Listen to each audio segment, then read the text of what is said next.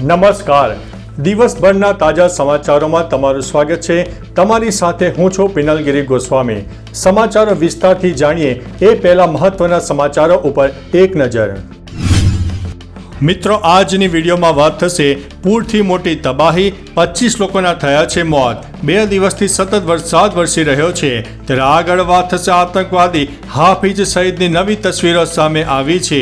આગળ વાત થશે મોટા સમાચાર સામે આવ્યા છે, ભારતે 24 મેડલ જીતી લીધા છે ત્યારે વાત થશે બોયફ્રેન્ડે 30 કરોડ રૂપિયા આપ્યા તો ગર્લફ્રેન્ડ બીજા કોઈ સાથે ભાગી ગઈ। આગળ વાત થશે પીએફથી તમે ટેક્સમાં વધુ પણ લાભ લઈ શકો છો। આગળ વાત થશે કોંગ્રેસમાં 4 ફૂટેલી કારતૂસ કોણ છે તે જાણી લો ત્યારે વાત થશે આણંદના તારાપુરને નગરપાલિકાનો દરજ્જો આપવામાં આવ્યો છે ત્યારે વાત થશે ગોળીનો જવાબ ગોળાથી મોદી સરકારે આપ્યો છે તેવું અમિત શાહે જણાવ્યું છે। આગળ વાત થશે જૂન મહિનામાં આ બાબતો તમે ભૂલશો નહીં। આગળ વાત થશે બરોડા ડેરીના એમડી અજય જોશીએ આપી દીધું છે રાજીનામું ત્યારે વાત થશે ઘરફોડ ગુનામાં 12 વર્ષથી ફરાર આરોપી અંતે ઝડપાઈ ગયો છે ત્યારે વાત થશે 6 જૂન સુધી રાજ્યમાં અનેક વિસ્તારમાં હજુ પણ વરસાદની આગાહી વ્યક્ત કરવામાં આવી છે ત્યારે વાત થશે સસ્તા અનાજની દુકાનધારકોની હડતાલ જોવા મળી છે। હવે મિત્રો સમાચારો વિસ્તારથી। Gujarat fair price shop and kerosene licence holders એસોસિએશનની રાશન કાર્ડ ધારકો માટે ફરજિયાત કેવાયસીના વિરોધમાં ગઈકાલથી હડતાલ શરૂ થઈ ગઈ છે, પરંતુ તેમાં ગુજરાતનું સૌથી મોટું all Gujarat fair price shop association જોડાયેલું નથી।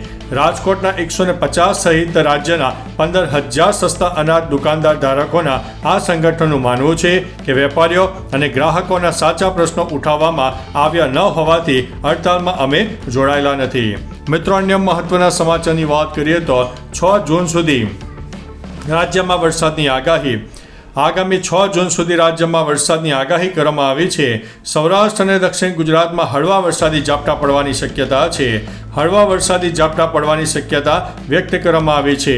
સૌરાષ્ટ્રના અમરેલી, ભાવનગર, બોટાદ, જ્યારે દક્ષિણ ગુજરાતના વલસાડ, નવસારી, સુરત, તાપી, ડાંગ, દાદરાનગર હવેલી, આ ઉપરાંત નર્મદા, છોટાઉદેપુર, દાહોદ અને મહીસાગરના છૂટાછવાયા સ્થળોએ વરસાદની શક્યતા વર્ણવવામાં આવી છે। મિત્રો, અન્ય મહત્વના સમાચારની વાત કરીએ તો ઘરફોડના ગુનામાં 12 વર્ષથી ફરાર આરોપી અંતે ઝડપાઈ ગયો છે। અસલાલી પોલીસ સ્ટેશન ખાતે સન 2014ની સાલમાં ટાયરના ગોડાઉનમાં ઘરફોડ ચોરીનો ગુનો દાખલ થયેલો હતો। આ ગુનામાં આરોપીઓ દિનેશ ઘનશ્યામભાઈ ઠાકોર અને દિનેશ આનંદભાઈ સલાટ રહે છે। તે માનવનગર, વટવા અને અમદાવાદને પકડી પાડીને ડિટેક્ટ કરવામાં આવ્યા હતા।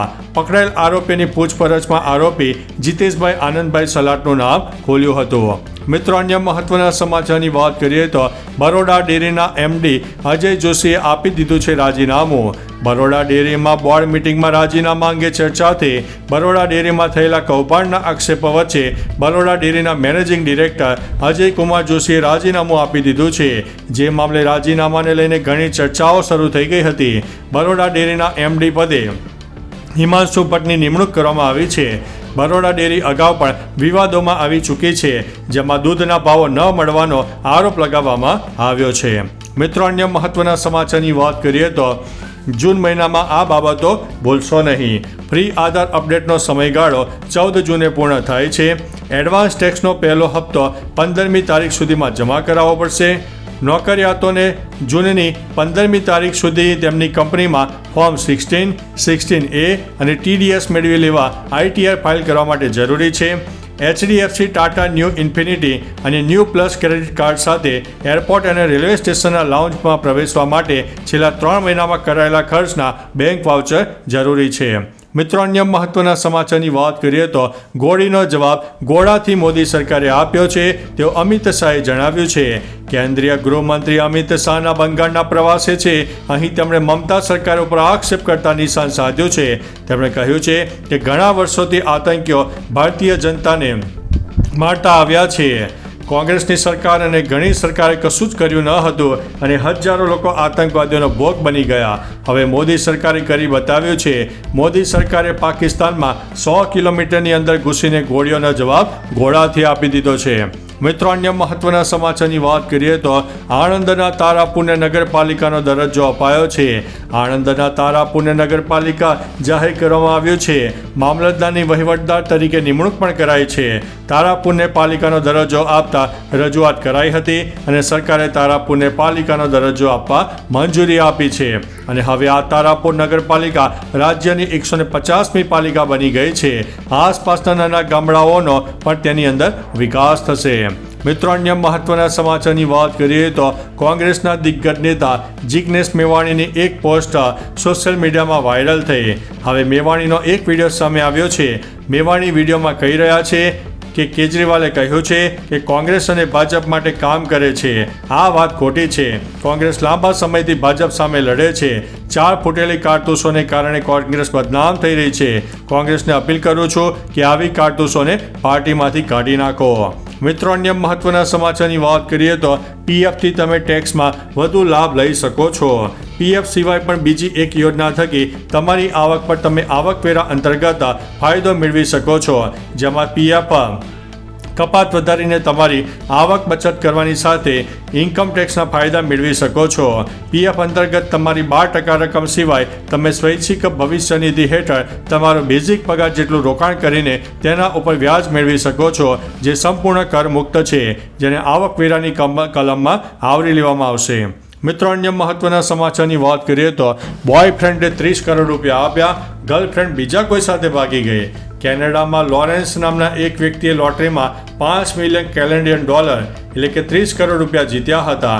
તેની પાસે ક્લેમ કરવા માટે જરૂરી બેંક ખાતું ન હોવાથી તેણે તે પૈસા તેના ગર્લફ્રેન્ડ મેકેના ખાતામાં જમા કરાવ્યા.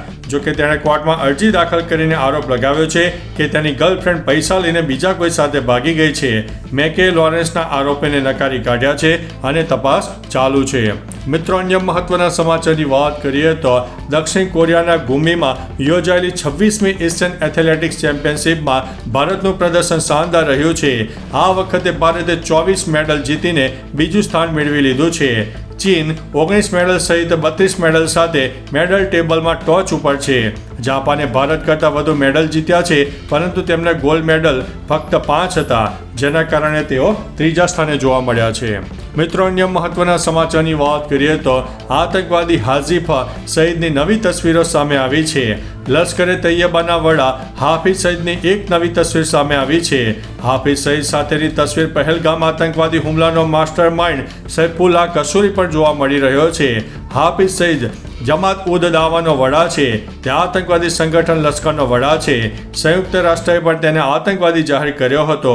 આ એ જ હાફિઝ સઈદ છે જેણે 26/11 મુંબઈ હુમલો પણ કરાવ્યો હતો.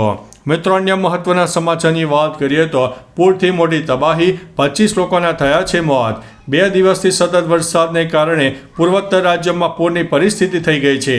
આસામ, મિઝોરમ, અરુણાચલ પ્રદેશ અને મણિપુર રાજ્યોમાં વરસાદ અને ભૂસ્ખલનને કારણે અત્યાર સુધીમાં 25 લોકોના મોત થયા છે અને ઘણા લોકો પણ ઘાયલ થયા છે. પૂરની સ્થિતિને ધ્યાનમાં રાખીને ઘણા વિસ્તારોમાં ચેતવણી પણ જારી કરવામાં આવી છે. હવામાન વિભાગે આ રાજ્યોમાં હજુ પણ ભારે વરસાદની આગાહી વ્યક્ત કરી છે. તો ચાલો મિત્રો, ફરીથી દેશ અને દુનિયાના સુપરફાસ્ટ સમાચાર લઈને મળતા રહેશો. ત્યાં સુધી અમને રજા આપશો. નમસ્તે.